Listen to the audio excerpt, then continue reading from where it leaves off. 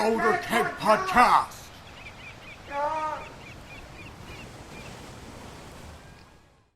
Hello and welcome to the 16th episode of the Powder Keg Podcast. The show that liked improvement so much, it put a ring on it. Yeah, so I think it's our 16th episode, is it? 16th? 17th episode. 17th episode. I made that mistake last episode as well. Yes. 17th episode of the Powder Keg Podcast. We were a little bit delayed last week bringing out the podcast. You may have been a bit frustrated. We were a little bit frustrated ourselves. Hopefully this time you're watching it on video. Hopefully we've released it on video this time. Last time, unfortunately, we didn't release it on video despite talking for about 30 minutes of the podcast about how we are on video, in fact. We had a 20-minute pre-show where we literally just kept saying, oh, well, we're on video right now, you'll be seeing us talking. Yeah. And then we had all these editing issues, and basically we ended up not being able to release it on video, so we're just okay, we'll just release the sound as we've been doing so far. Unfortunately, the sound happened to include many references to the video that didn't exist. Yeah. And also ended up being really late. So last episode was a disaster, but the actual bit on tower diving, I think, was useful.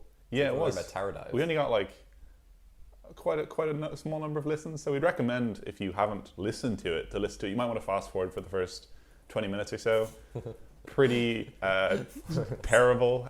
Hopefully this time, again, we're gonna keep it audio, appealing to our audio listeners as well. So we're not going to be referencing the beautiful animation that's right behind us. We're not going to reference it that much, are we? The beautiful animation that's right behind us. Gorgeous animation that's currently lighting up the screen for all those lucky people who are experiencing the Powder Keg Podcast for the first time in full HD surround sound 4K definition for the first time, right here, right now, making history. So what's happened this week, Owen? Camille happened this week. She was released last week, wasn't she? The end of last week, the start of the new patch. A few days ago. It was like 4 days ago. Yeah, so Camille was released. Cool champion. I actually got a chance. I'm pretty much done my exams at this point, so hopefully you'll be getting a lot more Powder Keg info than before. No promises. So coming after the Christmas break. So Camille was released. Fun champion. I actually played 2 games. Both of the games I played were with her. She seems pretty fun. She's actually remarkably... I played her in a custom. I bought her just because I kind of want to see what this champion is. I have loads of IP somehow still. So I got the champion and I just brought her into a custom. First she felt a bit clunky because her E, I think, is her movement ability, the one where she repels off a wall. I was kind of like, this is kind of confusing, and I was told how mobile she is. But then I saw someone play her in a game on a stream. I was watching... it was actually Bunny Fufu stream who's playing support Camille. But he was maxing E and he was just flying around the map. And then she can kind of wall jump. It's like, because she jumps onto a wall and then she jumps off and she doesn't even jump onto a champion. Yeah. It was super cool. And then I played with her, and obviously one of them, I had the Camille, so she did terribly. But the other one I played against the Camille, she did super well. She was flying everywhere. And the amount of mobility she has was super cool. So I actually do think the champion is more unique, because last episode, if you listen to it, we likened her to Fiora, and that she kind of seems similar. Her character design seems similar, her voiceover is similar, all of her abilities are similar. But in reality, she's more interesting. She kind of wall hops. I think her wall hop is kind of her most interesting ability. Her ultimate looks really cool though. And that she kind of like jumps onto them, and it's like a big like trampoline, and they all go doing, and she can't really get out of it and stuff, and it's very cool. But no, cool champion. Yeah, and like so I don't actually know her kit very well. I'm still in the throes of my exams. So was Owen, but I'm a little bit more so. But I listened to the podcast by Riot Games about kind of her design philosophy and all that jazz. It was pretty interesting. He said the main guy was like, I just wanted to make it. It's not grappling hooks. What are they called? Are they grappling hooks? Hook shots. Yeah, he's like, I want to make the champion with hook shots. And like he's like, for 3 months, all we had was hook shots. And they kind of went from there. So I think that's kind of the core of sort of her uniqueness. And yeah, we did kind of dismiss her a little bit as being kind of this Fiora clone. I think Reddit was a bit like that at the start as well. And she did look like that from the initial champion thing, but it's, as ever, I think once you actually champion from the initial spotlight is never quite what they're actually like. You never realize. Yeah. So it's a kind of thing in general where these champions are releasing are so complicated that when you see the videos or when you read the thing that they release showing their kit, you just don't know what they actually do. Yeah. So once you actually play them, like, oh, this is what they do, but they can never explain it sufficiently in the little thing because it's like so crazy because they're like piling on those different little abilities trying to get this real cool unique champion out of the way. So you never know what how time it actually does. Yeah, I think of Vern in particular was one where I kind of watched the video and I was like, I mean, I'm just going to kind of assume he's like a Maokai, a Moo jungler who doesn't kill camps. But specifically with Camille, I do think that is interesting, specifically with because you mentioned you watched the podcast that was about the champion design and stuff. I do think that is interesting, the idea of like top down versus bottom up champion design, where like they focus on like an ability or something of the champion, and then they design like a character and stuff around that, as opposed to having a character and designing all the abilities around it. So I think Camille, maybe her lore and her character aren't as unique as maybe some other champions, because they had this idea of grappling hooks and they designed her around that, rather than, maybe that's why she's like Fiora sort of thing, rather than something like maybe a Vern.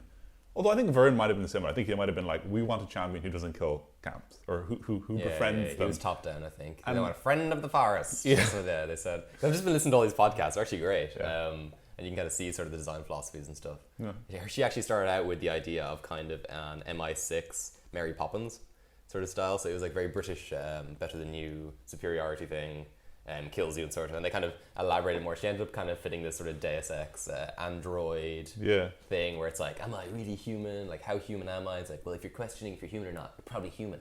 And her actually story writer was on the podcast. She's really good, and she was using all these long words and describing kind of how Camille is, and like she's got, you know, her blade legs, and she's good at kicking things.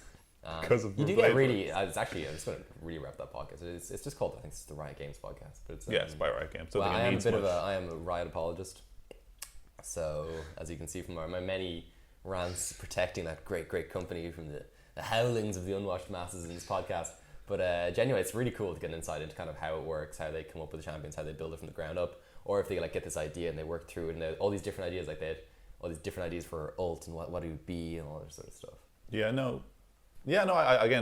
I think that's specifically the reason why I think she's so similar to Fiora, isn't just because like she is inherently that similar to Fiora. I think it's more that like, again, the whole like Deus Ex, am I a robot, am I a human thing, is just, and her voiceover in particular is so similar to the project skin that Fiora has, and just like all the animation sounds are so similar to the project skin, and that's the skin I have on Fiora, so I kind of just it's the skin everyone has on Fiora, let's be honest. But I guess like, I mean, that project-iness is going to sound similar no matter where it is. Kind of, if you want a futuristic Android-y cyber. Yeah. Also, she's Piltover, and she's a bad guy. And apparently, originally, it was like Zaun was like bad technology, and Piltover was good technology, because like the lore started out so black and white, and they've been adding shades of grey as they're kind of rebuilding it up. Yeah.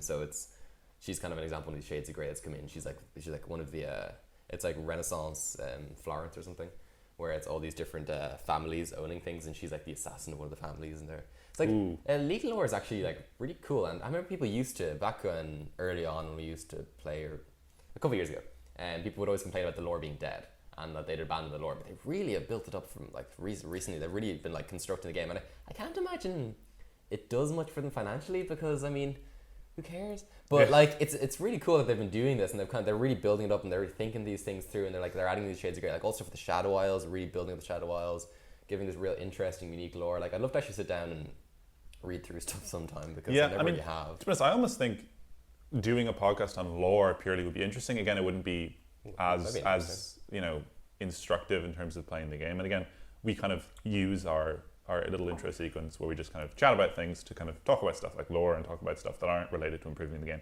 But I do think specifically with that is really interesting, because originally the lore was super dry, and they have revamped a huge amount of it. So I do think it is fair to say that 2 years ago the lore wasn't what it is today, and I do think it's fair to say that it not only has been built up, it's also been changed. So like they had all these like goofy things, like originally we were all meant to be like summoners summoning our champions, and they removed that. Now we just are the champion, sort of a thing, and we removed and a fair amount of lore was kind of invalidated by that. Like Lee Sin, the whole champion concept behind Lee Sin was that he was a summoner that was blinded or something, or whatever. So he was originally a summoner, and you were playing as a summoner and stuff. He blinded himself because he killed someone. Yeah, he killed some kid when he was practicing magic. But like, so his whole lore, I actually haven't read his lore up recently. I assume it's been completely invalidated, or maybe it still says that. And there have been posts about like, this doesn't really make sense, this really makes sense. They have been kind of retconning a huge amount. But I do certainly encourage that. And I do think that, especially with champion releases and stuff, the whole like mystery they bring forth, the whole kind of lore surrounding the champion is more than they need to. And a lot of people don't really focus on it. I do think it is definitely underappreciated. And like, I don't focus on reading. It's mainly because I don't like reading things on computer screens. So like I don't want to read this big long story. Like I read a lot for college and stuff, but I print things out. So I mean, like these huge stories, like I don't want to read that on my screen. It kills me. I want Riot to post me I'm a telling hard you, copy of fucking lore. audio format, man. If they released, like, I would, like, I did that with the Magic story. I'm not updated anymore, but I was updated with the Magic story for a while. Magic the Gathering. Magic the Gathering, because the guy just read through them all and released them as podcasts. It's such an easier way to consume things. Yeah. So I ended up actually getting really up to date with that. But anything like that, or if they release them as, like, maybe ebooks or something, it'd be cool. Maybe I'd say they're probably future plans. Anyway, we've been talking about Camille forever. A couple of interesting things. Did you see the PSG video?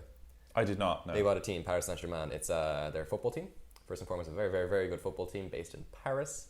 And they've made a league team, basically. I didn't recognize a lot of the players as like, but they apparently are all quite good. I recognize Steve as the top laner. Steve? He's the crowd always would shout Steve. He played for. He wasn't that good. Was he in EU? Yeah, player? yeah. So this is an EU team. Okay. Obviously being from Paris. But they made an unreal video. Like it's fantastic. It's amazing. It's like going through Paris at night, and it's like a combination of real time and like things. So they go and they see like Twisted Fate, like a cartoon Twisted Fate sitting down, and he would like shoom, and he turns and he's the player, the mid lane. Ooh. And this sort of thing's been done before, but it's really well done. Yeah. And they're kind of they try to give cool poses, but they actually kind of give cool poses for once. People always mess that up. Yeah. So that's actually really cool. I do Such like a good video. hype videos are certainly difficult to do for League of Legends for teams because Yeah. often the teams are kind of like a bit awkward. They're like not like they're kind of just like it's like whatever, like Draven. It's like Draven, and then he shows the player. He's like, hey, It's like a little chubby Asian guy. no, like I do think it's difficult to do, and a huge amount of them do resort to the kind of like I'm an expressionist killer. But no, they're certainly fun. They do get people involved. I think that's certainly something EU needs is a more vibrant pro player community, because at the moment it's kind of like, yeah, like, you know, they're still there, Fnatic are still there. I don't think there's quite the same attachment to player personalities and stuff as there is in NA. Of course there isn't, because it's not the following, there isn't the player, the follower base. But I do think just hype and I do think hype and just like getting like characters like Huni and stuff. Like he was big in EU. He was one of the big personalities. He went to NA obviously, but he was big in EU because he had kind of a goofy personality. Similar with trying to think of another big EU player. Again, like certain players in Fnatic, like Xpeke was cool because he was kind of goofy and he was like Xpeke, you know, he's a goofy fella. A lot of them are kind of very serious guys. Like remember, Soaz obviously. Yeah, there is that kind of wicked Froggen. Like Froggen's actually a goofy fuck, but they just kind of like. I mean, often there is a language barrier with them. Yeah. English isn't the main language. You're interacting primarily through English with your audience, so they just and like this. I mean, there's bunch of different. You probably a lot of kind of like socio-structural reasons coming in, and like all these different countries and stuff, and compared to NA, which is obviously much more homogenized, even though it's a bit of a melting pot. But that'll probably be a pretty deep podcast to discuss like why EU is inherently less marketable than NA. Yeah. But it's a cool looking team anyway. And also they've got the brand of PSG, which obviously a lot of football people would know. They're a cool brand. They've got a lot of money behind them, so there's a lot of potential spending power. It's also interesting that these football teams who are obviously they invest their money very smartly. They feel that League of Legends is still a thing. Professional League of Legends is still a good thing to invest in. Yeah. This isn't some sort of like artificially maintained. It is artificially maintained by Riot, but it's not some like unsustainable thing. Like it's actually people do want to invest in it, like big kind of financial entities. I noticed just there, Dardoch is in trouble again. It's just our favorite topic again. We're not. Dardoch. I'll just mention it quickly. So he's been blaming people in solo queue. The bit I found interesting was just the whole Reddit thread was defending him again. I just love defending him. It's ridiculous. But fair play to Reddit. There was a video on some LAS caster. Racist anti-Asian comments. Yeah. And they actually absolutely they were completely reasonable. The comments on Reddit, they acknowledged the nuance in that can be inherent in racism, because basically they had offensively like referenced some kind of style of speaking. I'm not going to say what they said, but it was this racial term, this racist anti-Asian term they'd use, and everyone's like, you making fun of language couldn't be racist, and like pretty much every single top comment was saying, well, actually it can be racist because of this, and it's like, well, that's fair play. Shades of grey again entering. We've talked about negativity on Reddit, and we've talked about negative they deserve trends. Some credit when they do well. Yeah, again, there's a huge amount of good people. I don't know, Robin, how long have we been going on for? 15. Okay. Again, so, do you want to just go to the main topic? Yeah. So as you said, Andrew has a tendency to rush through our relaxed opening sequence. It should normally be, a place of fun, games, drinking this really cold coffee at this point, and just You wanted milk. relaxing. Sit back. What do you want to do? What else do you want to talk about in the pre-show? Pre-show is just about discussing things. I do think actually that we often bring up things in the pre-show that would actually be interesting enough to discuss for a full episode. And there is a tendency for us, at least, to kind of rush through the pre-show because there are so many things that, despite the fact, often enough, because we haven't been playing League of Legends that much, I do think it's interesting to say that we kind of will rush for things to discuss for the pre-show. But then I think when we start discussing them often enough, we kind of have more to say about them than we thought. So we have a slight tendency to rush through the pre-show. And I do actually think maybe we should do an episode, and this is kind of directed towards the people who are watching, because we've asked many times about kind of how do you feel about our balance between pre-show and main discussion. And today's main discussion is going to be dealing with kind of how not to throw, which I think is a pretty interesting topic. Not how to come back from having throw, not anything else, just how not to throw in a game. And I do think generally we kind of have our pre-show and we kind of ran in all these different topics and we kind of speed through, again, discussions on Dardoch, discussions on stuff like that. And then we kind of are going into the next thing and we haven't really touched on them as much as we could have. So I'm just wondering, how do you as the watcher or listener feel about our balance? Yeah, so basically, do you want us to talk more about non-improvement topics? Do you find this stuff more interesting, less interesting, that sort of thing? Yeah. So we're going into the show. Let's go right into the main So show. throwing, we all love doing it. We all love that feeling when you've built up a hard-earned advantage, your whole team's ahead, you've done all this good work, and then you end up losing the game. You love that feeling. It's great. You go for the Baron just because we need this Baron to finally finish off this game. Get that out. You got the LP. You can see it in your eyes. You can see the victory screen. It's reflected in your eyes, and you go for the Baron. What the hell? You threw, That Andrew. is going to be so loud in the mics. Okay, producer Robin's gonna have to nerf the fuck out of that clap. What was I saying? You go for the Baron, then you throw. And it feels, I'm just joking, it actually feels terrible. Does feel terrible. So basically, we're going to be talking about how can we stop this from happening. Yeah, and so I think the first thing to say is just kind of, again, Andrew brushed on it there, what is a throw? To start off with, I think most people understand what a throw is. It's generally understood to be kind of like a big throwy play. I mean, I'm describing throw as throwy, which doesn't really make sense, but it's generally a big play where you make a big mistake, you make a bad call, and it leads to you either losing your advantage or losing the game often as well. And generally, for the purpose of this podcast, we're going to kind of term a throw as being from, a position of being ahead in the game.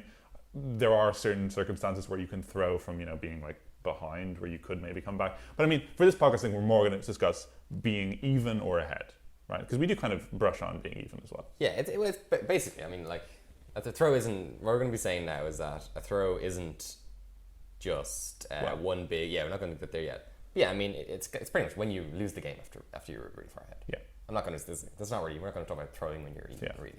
So, and we're going to be mainly talking in terms of the mid and late game. So, like, there are ideas where you can throw an advantage in lane, or if you can get really strong and you don't roam enough, so you end up not making use of it. That's kind of a different topic. And there will be some individualism involved, but in general, we might talk about that sort of thing some other week. Yeah. Okay. Perfect. So, firstly, as I was saying, Owen, maybe pause there. We hadn't gotten through the entire first section. So, basically, a throw is not just this one big flashy play, okay? No. So if you picture your game, okay, you get this big advantage, and then, 10 minutes later, you have this big Baron play. And in this Baron play, you all die, or they steal the Baron, or something bad happens. And you throw. And that was the throw. And when you think back to your game, you're like, in that Baron play, what did we do wrong such that we threw? Was that a bad play? Was it the choice to do it? Or was it how we did it out? Is that why we lost? And then you're ignoring that 10 minutes. Because remember what I said, you were really far ahead. You did the 10 minutes. And then, what happened in that 10 minutes? Well, see, again, this is what we're trying to say in the podcast is the throw isn't that play. The throw is the entire circumstances that are building up to that play. And again, this is very much linked to kind of pressure. We have an whole episode on it. I'd recommend you listen to it. I think it's episode 4 or 5 or something. So big Baron play, you lose, you're like, we threw. The Baron play was, however, an accumulation, in effect, of all the kind of mistakes you made getting up to that point, which is what I was trying to say. Yeah. So for background reading, actually, as you mentioned it, episode 2, navigating dangerous fallacies would be a good one. For stuff about expected value, we'll be talking about that more later. What was the other one? Pressure. Pressure was like 5, I think, episode 5. I think that's it was. Build your own pressure cooker. Yeah. What a show. So what we're talking about here is pressure, essentially. Yeah. We're going to be talking for this section about that 10 minutes, about how you can make yourself throw proof. You don't want to get yourself in a position where you can make that mistake, where the other 4 members of your team can make those mistakes. You want to make it so that you don't have a choice, that you're going to win anyway, because in that space of time where you had your advantage, you were always pressing, you were always applying pressure, so you weren't put into a situation where you could throw. Yeah, and again, this kind of play that you make might be a mistake in yourself, might be a mistake in itself, sorry. So if you go for that Baron call when you're in a position to throw, it might be a throw in itself, but it's more difficult for us to like tell you and to kind of teach you on the podcast. Like you shouldn't go for that play, because again, it's all entirely subjective. It might depend on the thing. The best way to learn whether or not you should go for that throwy tower dive, whether you should go for that throwy Baron, is just through experience and just through kind of assessing odds. And that's why Andrew and myself would encourage you to listen to our podcast on intuition on and having a intuition. plan. I don't know which fucking expected value and basically That's it. calculating odds and stuff. But what we can do in the podcast is teach you to have an attitude and have an expectation and kind of a thought process that will create an environment where it's harder for you to throw, where basically you're thinking about things that you can do in that interim. Because again, you make a bad Baron play. The Baron play in itself isn't necessarily what threw it, it's your play surrounding that thing. And again, if you play well surrounding that throw, if you do throw, it'll be to a far lesser extent, and often you'll avoid it altogether. So that's basically what we're saying. So we're saying just I want to use this baby proof, this throw proof metaphor. I think it's really good. You picture you're getting, you and your partner, you're having a child. Child's in the way. Okay, so it's baby proof. So you go to your kitchen. You're like, oh, this kitchen would be very dangerous for a child to grow up in. So you baby proof it. You attach your little things into the plug sockets. You ever seen a baby proof place? All the little things on the different things so they can't hurt themselves. That's what you're doing. You need to use in these 10 minutes is the 9 months in which your partner is pregnant. And in that time, you are, instead of attaching little things into the plug sockets and stopping them from being able to open doors, you are instead setting a vision, applying pressure, getting more advantages. So that when the baby arrives, and then you drop the baby. The Baron arrives, indeed, you don't drop the baby, and the Baron arrives, you are ready. And you're not, the baby isn't going to fall into a plug socket or whatever. But if it does fall into a plug socket, it won't be injured as much as it would have been before. Exactly. So that's a great extended metaphor to use. You cover the ground with rubber, so if you drop the baby or you throw the baby onto the floor, it won't be hurt as much. It's exactly what we're telling you. Powder Keg podcast offering parenting tips as well as League of Legends tips. So next up, so an example would be, as we're saying, Baron. So the idea is that you're going to do your Baron. And you're like, well, okay, so this is the throw. This is, let's say you threw by doing Baron, okay? Yeah. You picture this situation. You've all gone. We're ahead. We need to win this game. So we've got to get this Baron so we can push down. You all walk up. You go into the Baron pit. And you're about to take. And the other team all arrives. And for some reason or another, maybe one of your guys misses. Your team misses the smite, panics. Like one of your support misses their skill shots. Oh, everyone's making mistakes. And you all die. And you lose the Baron. You're like, we threw. Okay, so those are loads of individual mistakes. Next time we will not make those individual mistakes. No, and there's other issues going on too. Yeah, so the Baron in itself, maybe you missed a smite, maybe you got outsmited, maybe you took too much damage from the Baron, they came around, surrounded you in the Baron pit and aced you. That's a throw in itself. However, the lead up to that Baron play is what we're trying to discuss in this podcast. So, number one, I think, vision. Did you have vision in their jungle? This is the most basic thing. You can't throw a Baron if you know where they are. Because if you know where they are and you know that they're coming up, you can back off Baron, you can go to fight them, you can make any number of decisions that aren't, I'm going to go for a 50-50 smite. And the 50-50 smite there is how you throw the game. You might even go for Baron. Again, this is a Baron play that we're terming, you go as 5 people for a Baron, they come as 5 people and they kill you. It might be a Baron play where you try to kind of go as 3 people and you have 2 people split pushing. It could be any sort of play around Baron where, let's say, you don't have vision. And the setup to vision, which you'll see, and most people do understand at a fundamental level that you should have vision before you go for any big objective. That is the 10 minutes we were talking about before. I mean, we're calling it the 10 minutes before, but it could be 2 minutes, it could be 1 minute. It's just the setup to not throwing. So you can ensure yourself against a throw at Baron Pit if you prepare properly for that Baron. Yeah, so vision would be opposite, as we said, Yeah. one of the big ones. So, your no Baron's coming up in a minute. And so instead of you being top lane, getting some wave, your AD carry being bot lane, taking waves because they need this next item, instead of your mid lane going to take blue buff, instead of your jungle could have taken camps, instead you should all be grouping up and going into their side of the jungle by Baron and getting wards down. Yeah. And because we're saying all of this under presumption that you're ahead, because that's how you throw when you're ahead, because you're all ahead and you're grouped together, you can walk into their jungle. This is what you're doing with your advantage. You're making use of it. So you're going to their jungle and you're getting those wards down. So when this Baron comes up a minute later, you are baby-proofed, you are throw-proofed. Baron comes up, you start taking it. Oh, you can see some of their teammates coming, but you have vision of all of them. So when one of them walks the other way, you're all ready, you can jump on them and kill them. You can just turn off Baron, surprise them, kill them. You're ready for them. That's like Baron baits. People love their Baron baits. That's pretty much what a Baron bait is. Oh, Baron bait is entirely reliant on vision. It's pretty preparing for a Baron and making it so that you're throw-proof in it. Yeah. Because you're just baiting it. You don't have to take it. If they have no vision, and if you have vision, they're going to have to walk up, and you can just kill them. Yeah, and again, at a fundamental level, the vast majority of throws, I'm going to say, are related to lack of vision. Again, you can say that, we made the bad call for the tower dive, we made the bad call for this team fight. Sure, that happens. But so many of those calls are surrounded by... Pause zone. Not quite on vision yet. I thought we were on Vision's vision. the next topic. No, we were talking about the little Baron thing with vision. No, but we moved on to No, vision. we're still on pressure, actually. This is why Andrew's leading. Andrew is the benefit of these notes. So he's leading the fray, pushing things Andrew. in the right direction. So ignore everything you've just heard, okay, listener? Just get rid of it out of your mind.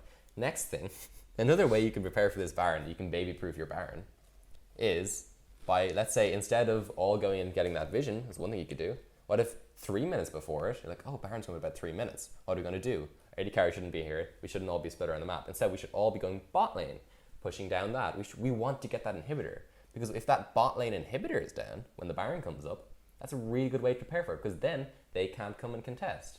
Now, or if they do, you won't lose as much as you would have. Even if they do come and contest, let's say, and they do somehow get that smite steal, and they do somehow win the team fight, they're going to lose whatever Nexus towers. It's all about, again, you're baby-proofing yourself. So if you do throw, or if something bad happens, again, you're kind of insuring yourself against something bad happening. But if something bad does happen, or some bad freak of nature where Corky steals Baron with his ultimate, Team Liquid versus TSM, you're insuring yourself, so you're not going to lose as much, and you're going to get something in return. It's all about putting yourself in a position, in an environment where you're less likely to throw, and if you do, it's less consequential. So now imagine this situation. You're like, oh, we threw because we went for this Baron. I'm gonna look again at this Baron fight. Oh, I moved too much in this direction at this point. Oh, that's why I didn't miss that skill shot. That's why I lost this game. It's like, well, actually, imagine you're in a situation where their inhibitor was down and you had full vision of their jungler. This isn't going to happen this time. You full vision, you see them, you move off, you start dancing with them because you know that you have their inhibitor down bot lane. So all of a sudden they have to back off, they're losing Nexus tower, everything goes wrong. It was all about that preparation. So speaking of...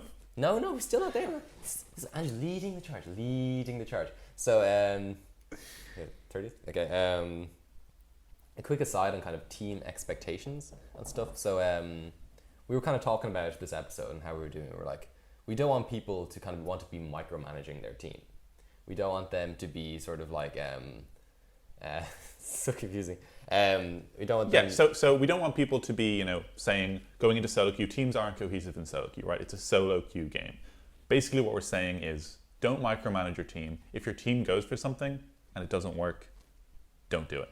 So essentially, the whole idea of that it's a solo queue game, we can teach ideas that are like best implemented as a team. So obviously going and warding as a team around Baron before you do a Baron play is good play. Pressuring as a team, doing all these things as a team is important. However, if you know that the Baron call or that the Baron vision is the best call, but your team is not on the same page, that's a throw in itself, not kind of adjusting to that, not adjusting your play to it. So like, don't just be like, well, I'm starting Baron because it's the best player right now, hitting Baron. Oh, I died to Baron. It's because my team was bot lane.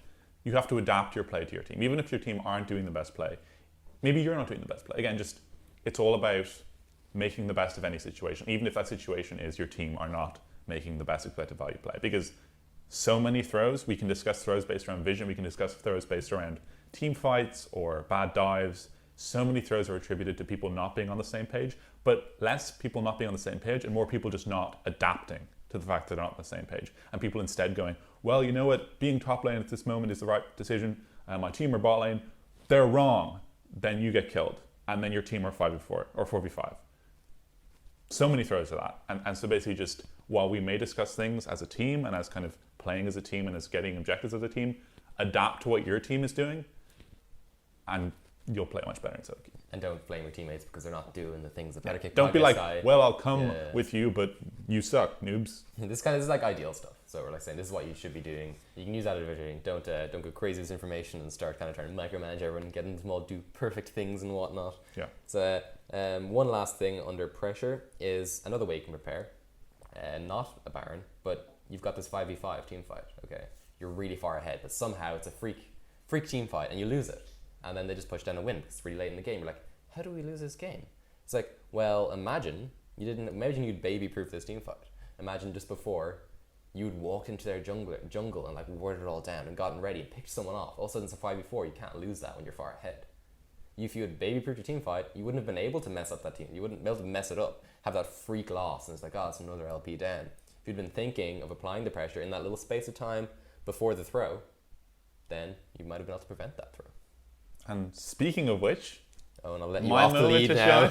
For flies along the beach. Again, I think that transitions fairly well, and that we've been talking a fair bit about kind of vision and about baby-proofing through vision. And again, as I was saying before, Andrew rudely interrupted me before, vision is a huge kind of factor in many throws. Like again, not having vision around Baron. If you have vision of their jungler, they can't really steal it because you can stop doing it. You can CC them as you're about to go for the smite, all these sort of things. You also can't be, let's say, flanked in team fights. You can't be surprised in the jungle as long as you have vision. So vision is really key component because the vast majority of throws, I'm going to say, are based on, in fact, I'm going to say almost all throws are based on misinformation besides mechanical errors, which are, I think, rare enough in throws. The vast majority of throws are based on misinformation or lack of information. So basically, I think I can kill him as misinformation. You aren't able to kill him. Well, that's something that you're going to learn through practice. However, lack of information is something you can certainly get through vision and having control of vision and having vision around the map, because you'll just see people and you won't be like, you know what, maybe there's no one in this bush, face check, I'm dead. You'll be like, there's just no one in this bush, walk into it, I'm free, I'm in the bush. See? So one way you can see this vision applying these throws is when we threw because our really fed top laner just kept insisting on split pushing. Sorry, no, you are the really fed top laner. Actually, that makes more sense. You keep insisting on split pushing. Cold coffee. You ask for milk. It's bloody cold in here. It's very cold in this little house. Sorry, you're insisting on split pushing. You're really far ahead, and every time you do, people are coming down killing you, and you keep down. Your teammates aren't using their stuff to their advantage, right? They're not pushing down enough. You're like, well, I'm really far ahead. I'm trying to split push. I'm applying pressure. My teammates aren't, and therefore we threw. Yeah, this is a big comment, and we talk about split pushing a lot, but I think it's one of these things that's worth hammering home because people just don't get it really. Basically, split pushing is very dependent on vision. When you are pushing in, you have to be smart about how you're split pushing. And one way to be smart is with vision. Instead of just pushing up blindly, you need to have wards in places so you know when they're coming for you, so you can back away, because that's applying pressure. Dying to them and losing all your bounty isn't applying pressure, it's giving them a little Christmas gift. So that's why you need to, vision is very, very, very important, and it's pretty underrated in terms of split pushing. Yeah, and again, like, split pushing is something that I see people doing so often, especially when they're ahead, because they're like, I'm ahead. Hell yeah, I'm ahead. And we're going to discuss this more, this kind of egotistical kind of alpha thing where I'm going to walk to their jungle, I'm going to kill everyone. But moralistic denunciations of throws. You're a bad person if you throw. No, so but yeah, fundamentally, like split pushing, you'll see it very often when people are ahead, because it is often the best thing to do in your head, because it's the best way to take an objective. And if you can pressure and they can't defend as one versus you, because then your team can do something else. But yeah, vision is just absolutely key to it. Split pushing is also one of the ways that's easiest to throw if you're ahead, because no matter how fed you are with one person, they can 5-man you, right? So if you don't have vision, they can 5-man you. That's a throw. That's a throw because they got a kill, they got a shutdown, they got gold, something that they wouldn't have gotten if you had, baby-proofed yourself. But surely, Owen, there's this classic situation of the throw that vision doesn't play a part in. What a 5v5 team fight, okay? And their Fiddlesticks comes in and kills us all, and we lose the team fight. That had nothing to do with vision, right? It did indeed. See, It did indeed. So as I mentioned before, warding your flanks is again a huge part of just ensuring yourself against, again, it might be like, oh, the team fight was so lucky because their Fiddlesticks got a 5-man ult. He's not able to get a 5-man ult if you have vision, right? It's just impossible. So again, warding your flanks, there are always champions that can kind of do that. Like if they have the flank on you, if they have the surprise on you, Sejuani or something like that with big ults, big game-changing ultimates. Cassiopeia comes in from the back. Oh, you're all little. She ults you. Cassiopeia flank. I don't know, man. All right, so I'm just thinking about big ults. Zach's a great example. Kennen. In fact, just about any engaged tank top laner with teleport. Kennen's not a tank, Andrew. Yeah, sorry. Any engaged top laner with a teleport. Fiddlesticks is in the top laner. I know. So I'm saying I'm including them as well as these guys. So if you imagine one way to watch for flanks. So obviously you're warding, so those Fiddlesticks can't hide in that bush and then go in on you. But another aspect is you need to be aware of their wards. Does their top laner have TP? Are they going to come in? Like in doing that, you're not really kind of baby-proofing yourself in the ways we had said before. You're not like preventing it from happening. You're just being aware they can flank you. These are the sort of things that can really have these freak team fights. Something like that, a really big ult by one of these champions, really impactful ultimates. Or even just like a really good flank off something like any just kind of good engaged tank top laner. Even like a Maokai or something, coming in, gets a good flank, hits your AD carry. They all jump on them, your AD carry's dead 5v4. You end up losing the fight. So vision, despite me not realizing a few minutes ago, vision actually does play a role in preventing late game team fight throws. Yeah. So next up, another kind of vision related thing would be, we were really far ahead, but our stupid support kept going, trying to ward and dying. Yeah. Getting caught, or getting no positional caught, yeah. sense. What are you doing, sport? Come on, stop getting caught, sport. No, they were trying to get vision. And you weren't accompanying them. You need to protect your support because they're a support. If they go off for themselves and they find one person or two people or anything more, they're probably going to die unless they're bored and they can run away very effectively. So you should kind of accompany your support, help them out. You need to be aware of what they're trying to do.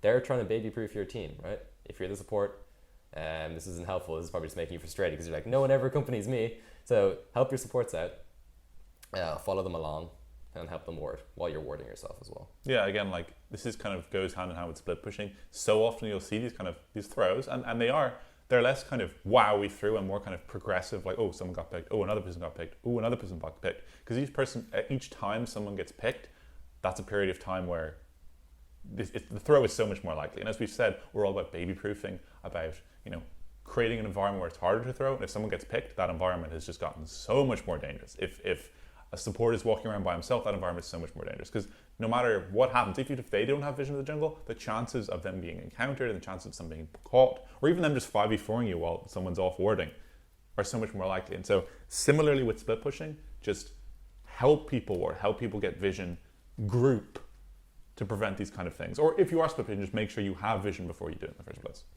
Quick aside, I love how baby proofing has just become the accepted lexicon. It's like when Trump did Drain the Swamp. And he was like, he actually said the things like, I thought it sounded kind of hokey, but then everyone loved it. So I just kept saying it then. It feels like I was kind of saying I was a bit uncertain. I was like, it's a bit like baby proof. And then Owen just took it up. And now I'm just like, yeah, baby proof, man. Yeah. So we're just going all in on the old baby proofing thing. Throw proof. And speaking of... Less facetious. I like baby proof. I think it's hilarious. So I think it's a cool analogy because I came up with it. Therefore, I think it's cool. So next up is... I had it down as overconfidence, but it seems like Owen's kind of redefining it as this sort of like moral failure and this kind of like cocky, arrogant fucks who just keep throwing games because they think they're alpha males. Yeah. It took you down a peg there. I wasn't listening at that point. It's like, I don't know, I've got a hot take here because these games, and this is kind of what you presume a throw to be. Teams really far ahead. They're way too overconfident because they're far ahead. They make stupid plays and they lose. And you know the feeling, right? When you're this far ahead, that your decision making it's impaired. Like you really bad decision making sometimes in your head. You feel the blinkers come down. You can see the tunnel vision, and then the decisions you make, they probably work out most of the time because you're ahead. You win most games in your head, but you can probably tell in hindsight that was really bad decision making, and that's why I think when you're really ahead, you're tilted. Owen? I disagree. See, well, I want to explain my point first. Because I have to say why I think you're tilted when you're far ahead. You just said my name, so I assumed it was my turn to speak. No, I was still hitting you at any chance to hit back. Nice. There's no cross-examination here. So, because I think you can define tilt, and this is how the Limited Resources Magic podcast defined tilt. They said any outside emotion, well actually they defined it even more broad. They said any outside emotion affecting your gameplay. we defined a bit more narrowly in our Tilts episode. We said any outside emotion negatively affecting your gameplay.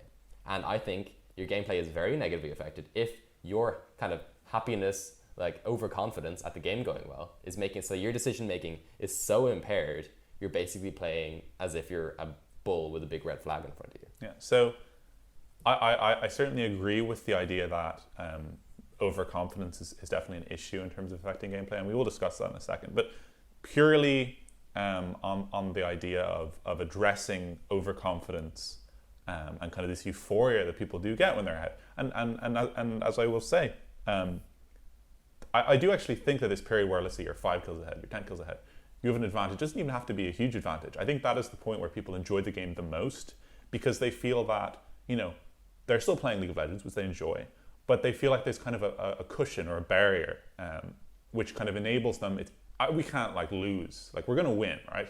And so I can play the game and I can look for plays and I can look for fun things under the impression that, you know, the outcome isn't uncertain. It's decided, right? We've won. And I do think that's good. I do think, however, that overconfidence is a huge issue in affecting people's gameplay, as Andrew said, but I don't think it's tilt. See, I think tilt it's a very colloquial term, and I do think most people understand it as kind of negative emotions, so kind of feelings of frustration, feelings of annoyance, feelings of anger. And I do think that positive emotions like overconfidence and kind of happiness can affect your gameplay negatively, and that you don't really care, and that you're like just careless and carefree, just gleeful. Little sprite. But I think that's more just like another exterior factor. Like overconfidence, I think, is something that affects your gameplay negatively. I think tilt is another thing. So I think it's kind of the other side of the same coin. But regardless, just to return to... It depends how you're defining tilt. It does, indeed. Yeah. And as you said, limited resources defined it as purely just any definitely emotion. Common understanding wouldn't have being very happy and making the decision to tilt. But which is why Andrew has that controversial opinion. But no, so to return to the idea of overconfidence, like I do it all the time. I think most people do it all the time. When they're very far ahead or they're ahead, people's gameplay generally gets more sloppy. Again, when you're behind, you're always looking to eke out those little advantages. Not always, but often enough, you're looking to eke out those little advantages. You're saying, can I take this wave? Can I take this tower? Can I do anything from my position, sort of thing? Whereas when they're ahead, they're like, the map is my oyster. I want to just kill people. You know, I'm ahead. I want to get that next item. I want to greed for this. I want to greed for this. I'm going to get the next wave because I'm going to give you more items. And there's this whole attitude towards like, you know, I just want to kind of kill people. I want to do stuff. I want to show off flashy plays. And people do make big mistakes. People walk into the jungle by themselves, knowing that they could encounter 5 people, but they don't really care because they're like, you know what, I just want to find people and fight and you know. And I don't think there's anything fundamentally wrong with that if you enjoy it and you don't really mind losing games and you play with your friends or whatever. Like, but as I've said, Powder Keg Podcast isn't really appealing to those people. We're appealing to people who get tilted when they then, you know, throw the game off that. So basically just, be aware that being ahead is not, the game isn't decided. And it happens so often. And it is literally the worst feeling ever. Like you'll see it in a game where 5 of you are like, oh, you're like, of course the team is so positive as well. And you're like, great play there, dude. Oh, great play too. And then one person just like overstays top and gets killed. And it's like, oh, and you're like, oh, lol, you know, guys, I tried to 1v5, didn't quite manage it, almost got the pentakill, didn't kill anyone. And then, you know, now you're 4v5 on the map and you're there farming red. And then like you see someone, you're like, oh, I'm going to flash on them. Oh, I didn't quite get them, I died. And the top laner is like, oh, dude, that was almost sick. And I'm like, yeah, dude, it was so sick. And then everyone else is walking to their jungle trying to get buffs. And then they die and it's like, oh, I was so sick. And then you're kind of like, oh, the elephant in the room is growing and can't growing wait to time. respawn. And then we'll just keep goofing off. And then Baron has been slain. God, guys, they've Baron. Guys, we should probably start grouping up and fighting this now. Now they're pushing mid. Whoa, now they dive you and kill you and take your inhib. Guys, stop feeding. Guys, stop feeding. You're feeding the team, noobs. And then they win the game. And it's like, that feeling of just like it's almost self-frustration as well, because there is a certain like, why do we throw... Yeah, how do like, why? Because they're not just that, I just overstayed for that kill. Oh, that was just greedy. People kind of get it, and it's really, really frustrating. And that's kind of the epitome of throwing, I think. It's just that we were ahead, and we just did silly, stupid stuff, and now we're behind. I think is more frustrating than like, oh, we didn't ward our flank, and they got a good fill ultimate. I think that's more like, whoa, like it's frustrating, it's tilting. but it's not to the same degree as like we did stupid plays. Why did we do that? Like, why did I stay by myself? Different levels of culpability. Yeah. And I think this is... Oh, you continue? No, I was just going to say, like, again, this is entirely related to overconfidence, and just like understand and be aware that being ahead does not equate having won the game, and just to be aware of that. Not let it affect you. There's a couple of ways of dealing with it kind of specifically. So a bit like Tilt, and our very first episode is on Tilt. I can remember that one, episode 1. Good episode. The big way of dealing with Tilt is kind of, first part is realizing that you're on Tilt, right? So in this situation, you need to realize that you have that red mist, that it's descended, that your decision making, that's the exact thing. Red mist descends, right? So you start making these bad decisions. You need to realize you're in this state of overconfidence, this state of poor decision making, and then you need to adjust appropriately. By realizing you are, just that alone will make it. So when you're ahead, you need to be very conscious of the fact that you're ahead. And there's like, oh, I know when I'm ahead that my decision making gets worse. You don't want to fall into this kind of unconscious and just like fall into it completely and then make all these mistakes. One way of thinking about it, and this is drawing from Magic the Gathering. Magic the Gathering worked kind of, if you're very ahead in Magic the Gathering, what people would say is that you have to think, in what possible situation could I lose this game? And then you play around that. You play assuming that's going to happen, and so you can mitigate that as much as possible. So in a game of League, we had a couple of good examples. I don't think I wrote them down. Yeah, you're like, you have to think, in what situation could we lose this game? And these are like the examples of stuff like Fiddlesticks getting the flank, or Malphite getting the 5-man ult, or the big flank by whatever, Maokai or something. These are all the things that you have to think about, and those are kind of related to vision. So what you do is you think, the only way I can lose this game is if Fiddlesticks gets a freak 5-man ultimate, and we all just get like one shot. So how am I going to deal with that? I'm going to word my flanks. There's no way I can lose. Similarly, this is kind of applicable to like team fights and stuff when you're ahead, because again, as I said, people throw both in vision, both in bad calls, but also they throw because they misplay in team fights and stuff. And obviously you can misclick, obviously you can mechanically make a mistake, you can not kite well. Those are all things that you're going to improve purely by just like playing the game and improving and focusing on improving your mechanics and stuff. But there are things you can do instead of just like simply thinking before a team fight, how can I lose? Because there's always that team fight where you're ahead and then they're 5-5 Vayne just like kills you all, and you're like, oh, late game Vayne, oh, so broken, oh, stupid. Why didn't no one focus the Vayne, guys? But now we threw. And you're already fed, and you're like, this is so stupid, because you were just kind of killing people at the front line. And we have to do before these team fights. And when you have this lead, is just think like, it's not that complicated. Just think like, how can we lose this game? How can we lose this team fight, for instance, before? This is if it's kind of close enough, maybe, but you have an advantage, and you should be winning team fights. How can we lose this team fight? So let's say you're Malzahar, and they have this really fed Vayne. She doesn't have a QSS or anything.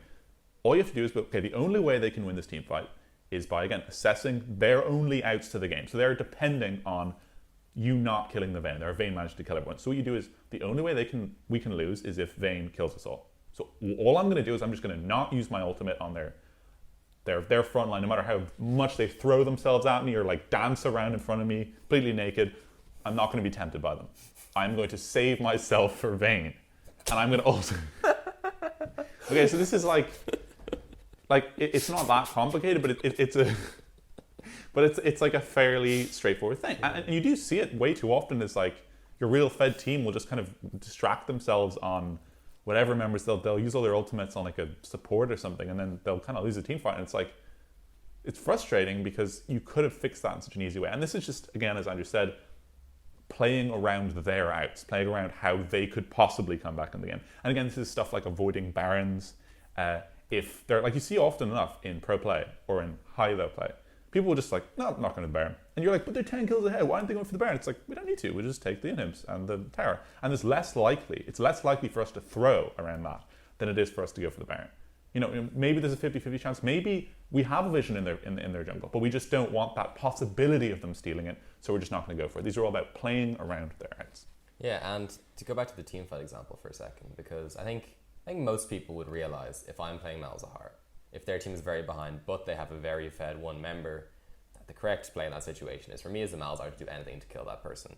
And maybe most people would be poor at kind of staying focused on that goal and things get in the way, but I think it's almost more useful to go to a less obvious example. So let's say instead of Malzahar that I'm Cassiopeia, and let's say instead of a really fed Vayne, they have a 2, 7, and 9 Vayne, but it's still a Vayne, and we're in mid to late game. At that point, if they're really far behind, and you're Cassiopeia and they have not that strong a Vayne, but it's still a Vayne in the mid-late game, At that point, what you need to be doing is realizing maybe in that situation the only way they can win is if this vane goes off. Sure, she hasn't been playing well all game. She's been dying a lot. She's been positioning poorly. But the only way they can win this game is if she suddenly pulls off a godlike team fight, if no one focuses her, if everyone's underestimated her because she's not that strong and because she's been playing poorly, then as she comes off and she goes off. So you need to realize, as the Cassiopeia Institute is like, I actually just need to kill this Vayne no matter what, because if she's down, there's no other way they get back. This is a really remote possibility, but it's the only possibility that they win this team fight. So I have to play around that. So as the Cassiopeia, I need to make sure that I get on this Vayne, that I chase her down, and that I kill her. And one other thing, there's I think in StarCraft 2, this idea. So in StarCraft 2, how the game works is that you kind of build up your economy, they build up their economy, you get ahead of little like skirmishes or whatever. And then what kind of new players would often do is if they get a little bit ahead, they're like, okay, I want to win. And they get all their units and they just chase into the other person's base like, I want to attack and kill them all. And this is kind of the big rookie mistake, going all in early and cheesing early. And often they'd lose. They're like, how did I lose? I was ahead. It's because like you add in so much variance by going for that. So what this guy called Artosis would say is that when you're ahead, get more ahead. It's not when you're ahead, win. When you're ahead, get more ahead. So this is, you can translate this to League in a way, in this idea of pressure. This idea of these big mistakes are usually, of overconfidence, are usually like attempts to kill things off, to really just go for it, to finish it all off. But instead you should be thinking, how can we get more ahead? How can we push things on? And you come to kind of an impasse there where you're trying to find a balance between not being passive and sitting back on your lead, not being too reticent about trying to like chase actual advantages also. And then can we go into the last bit then about when to go? Or well, yeah, because I think that does kind of work, because again, as we've said, we've kind of been fairly kind of, this is how not to throw. But it's also important to know, as Andy was saying, kind of like, you don't want to just like throw out your lead and to kind of just like go for the dive and just to lose. But we also don't want you just to kind of, because I do see an awful lot still in solo queue and stuff where people just sit back on their leads. I think we have an example last podcast where I was kind of talking about people who say, oh, I won lane, how do we not win the game, when they just kind of like were 30 CS ahead and they just didn't do anything with it. And this is kind of the idea of, you can't just be ahead and just depend on that to win the game. As Andrew said, using your advantage to snowball more advantage is vital and critically important. But it's also important to know when you are ahead enough to make plays, to tower dive, to go for the big plays, to go for the Baron sort of a thing. And this is what we're talking about next. Knowing when to go. And this is the scary bit. And I'm going to bring in another kind of piece of magic insight here. So we talk about estimated value a bit. Was it last pod we talked about it? We also talked about in episode 2, Gender's Fallacies. And basically, estimated value is the idea that you want to make every decision, well, among other things, you want to make every decision based on the chances it's going to win you the game. It giving you more chance to win the game. You are not making decisions based on, if this fails, I'm going to look stupid. You're not basing a decision on, oh God, what if it doesn't work out? You're not making these decisions. You're making decisions purely on the highest, as well as you can judge, the highest percentage chance of this play winning you the game. And this really comes into ideas of when you're ahead, okay, and you're pushing down and they're clearing waves, and they have these really good champions at clearing waves. It's a Lux, it's a Ziggs, it's a Xerath, it's a Victor. We've been accused of overdoing certain champion examples before, which I think is absolutely fair. So I'm trying to bring in some of those, like, we never talked about Ziggs before. So he's classic for this though. In that situation, they're clearing waves, you're pushing down, you're really far ahead, but they just keep clearing the waves and you keep pushing in, you're not getting any hits on tower. And once you realize this, you need to know that they're going to scale. They're going to catch up on items. All they're doing is clearing waves. We're not using our advantage. What we need to do is dive. And yeah, it's scary because I don't want to throw. I hate throwing. It feels terrible. If I throw, it's going to look so stupid. What if we dive? What if I miss my skill shots under tower? Let's just keep pushing and hope things change. I'm not going to use that overused Einstein quote on insanity, but you need to know that the highest percentage chance to win, if that is to go for a slightly risky tower dive, even though you're really far ahead, that is the decision to make, even if it's scary. Even if it might not work out, it still might be the best play. Yeah, and again, that's like more of a critical example of like, you are kind of trying to push your advantage, but you need to know when to really, put the pedal down. There's also examples of people just like not putting any pressure whatsoever. And again, as I said before, I really advise you to listen to our podcast on pressure, where we discuss kind of that pressure is the only way you can win a game, and pressure is the only way that you can use your advantage or gain an advantage in the first place. And often enough, I see people with an advantage, inside like you not even going for the end of tower. They're just kind of farming up side lanes and they're just farming up the jungle and they're just kind of walking around, maybe taking a dragon when it respawns, but they're not really gaining anything besides the occasional dragon. And it's like, you need to really know when both to kind of pull the full pedal down, but also when to just kind of really apply pressure and stuff. And all of this applying pressure before you even put your foot down is how you're going to put yourself in a position, as I said before, not to throw. And just one other thing on the point of, tower diving and going for the tower diving and knowing which tower dive. As already said before, it's a balance between knowing when to and knowing when not to, and knowing when to kind of provide safe pressure, put yourself in an environment where you're not going to throw, and actually going for something which is the big play. And often enough, just as I see people not going for the tower dive, I also see people going for the tower dive in the wrong situation. And this is just like a little analogy. Obviously, as we said before, it's difficult for us to just tell you when you can and can't on the podcast. You kind of need to know that through experience. But like a big example of just like people like not knowing, know what, we're not going to do it. We're not going to put ourselves in that position where you could throw, is like you see a lot of pro players when they have Baron and they've just gotten Baron and they have one wave coming up and they have a Caitlyn on their team, whatever, and the wave crashes in the tower and they could go for a dive there, but they know that the expected outcome of that is not as high value as the expected outcome of just like getting Caitlyn to take 2 shots in the tower and then stepping back. And each time the wave comes up, they take 2 shots in the tower, and after 4 or 5 waves, the tower's gone. And what they've done there is they put them in a position where they cannot throw. There's no throw, because if they dive on them, they just back off, and then they kill them in a team fight. And they're not diving, so there's nothing they can do wrong under the tower. All they're doing is they're just taking the tower, slowly but surely, and then they're going to win the game. And this is, again, it's all about that kind of balance between, do we pull the trigger? Do we not? Do we just kind of provide? And again, it's all based on kind of providing a pressured situation where it's harder to throw. So I guess we do a quick summary before we conclude. So what we talked about today.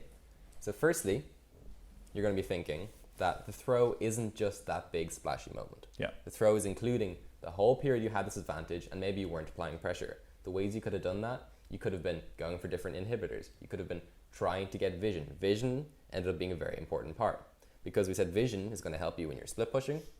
Vision is going to help you make these Baron plays. It's going to help you baby-proof all these plays so that when you get to that point of the throw, you can't make a throw, because it's really hard to make a throw in that point. You're making it harder for future you to make those mistakes.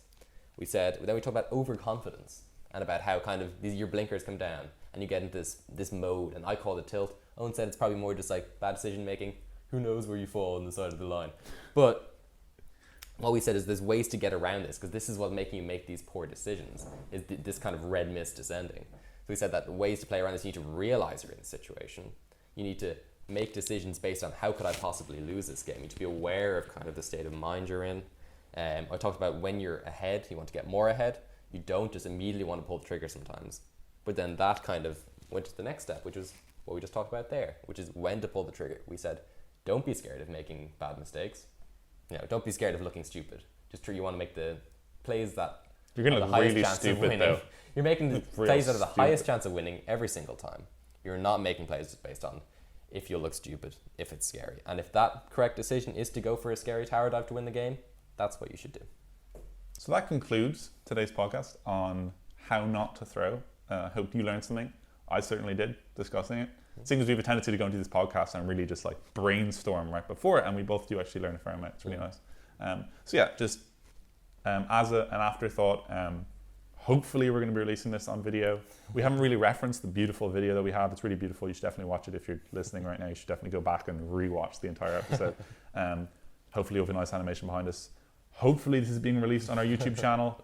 We've learned from our mistakes in last week. A lot we're of not promising hopes, anything. might be, mightn't be, who knows. Again, if it is, we're going to be releasing it. It'll be linked in the release on Reddit. Again, please subscribe to our YouTube channel if we do release it on our YouTube channel. Similarly, please follow us on SoundCloud, follow us on Twitter. You got a couple of Twitter followers? Yes, so we're going to link our Twitter. We're at PowderKegCast on Twitter. We have a Gmail now, set up by producer Robin. It is thepowderkegpodcast@gmail.com. Send us any questions there. You can also send us questions in the YouTube comments, on the Reddit thread, on our Twitter, on the SoundCloud. As I thought that we're on all podcasting apps because we're on iTunes. So things like, we're also on Stitcher. So best thing you could do, biggest favor you could do us is leaving us a positive review on iTunes. We'd appreciate it so much, and we will shout you out on the next episode if you do. As I said, we're YouTubers now, so we have to say like, comment, and subscribe. But yeah, that's also amazing thing. All this we really, really appreciate it. So thanks so much. I will see you next week. See you next week.